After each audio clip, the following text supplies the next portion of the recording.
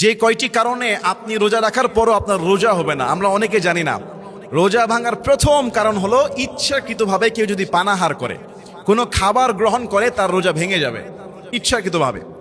2 নম্বরে পানাহার সদৃশ খাবারের জিনিসটা কিন্তু খেয়ে ফেলেছে, তাইলেও তার রোজা ভেঙে যাবে। যেমন কেউ টিস্যু খেয়ে ফেললো, ধুলাবালি খেয়ে ফেলেছে, মাটি খেয়ে ফেলেছে, তার রোজা ভেঙে যাবে। 3 নম্বরে ইচ্ছাকৃতভাবে যদি কেউ বমি করে, অনেকে গলার ভিতরে আঙ্গুল দিয়ে অক সৃষ্টি করে বমি করলো, তার রোজা ভেঙে যাবে। তবে অনিচ্ছাকৃত বমি আসলে রোজা ভাঙে না। আর অনিচ্ছাকৃত বমি মুখে আসার পরে যদি কেউ ইচ্ছাকৃত আবার গিলে ফেলে, তাইলে রোজা ভেঙে যাবে। 4 নম্বরে রোজা ভেঙে যাবে রোজা অবস্থায় যদি কোনো মা বোনের হায়েস, নেফাস বা ঋতুস্রাব শুরু হয়ে যায়, রোজা রেখেছে, দুপুরবেলা, বিকেলবেলা, ইফতারের 1 মিনিট আগেও যদি শুরু হয় বা সকালবেলা, তার রোজা ভেঙে যাবে, তার রোজা আর হবে না, পরে এটাকে কাজা করতে হবে। 4 নম্বরে। 5 নম্বরে স্বামী স্ত্রী যদি রোজা অবস্থায় সহবাস করে, চাই বীর্যপাত হোক বা না হোক, রোজা ভেঙে যাবে, সাথে সাথে রোজা ভেঙে যাবে।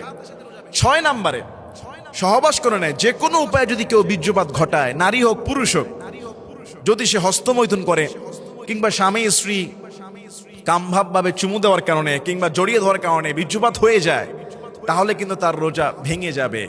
7 নম্বরে রোজা ভেঙে যাবে কেউ যদি নাক দিয়ে পানি প্রবেশ করায়, পেটের ভিতরে চলে গিয়েছে, নাকে পানি দিয়েছে, যেমন অজু করতে গিয়ে কি করেছে, নাকের ভিতরে পানি বেশি ঢুকিয়ে ফেলেছে। এই জন্য অজু করতে গেলে রমজান মাসে নাকে পানি দিতে সতর্কতা। গড়গড়া করতে গিয়েছে, রোজা অবস্থায় গড়গড়ার দরকার নেই, গড়গড়া করতে গিয়েছে, পেটে পানি চলে গেছে, রোজা ভেঙে যাবে। তাহলে এই 7টি কারণে রোজা ভেঙে যায়। আল্লাহ তাআলা আমাদের সবাইকে এই কারণগুলো থেকে হেফাজত করুন। সাহারির শেষ সময় থেকে, সুবে সাদিক থেকে সূর্যাস্ত একবারে মাগরিব পর্যন্ত এই কাজগুলো যদি কেউ করে, তার রোজা ভেঙে যাবে। আল্লাহ বুঝার তৌফিক দান করুন। আল্লাহুম্মা আমিন।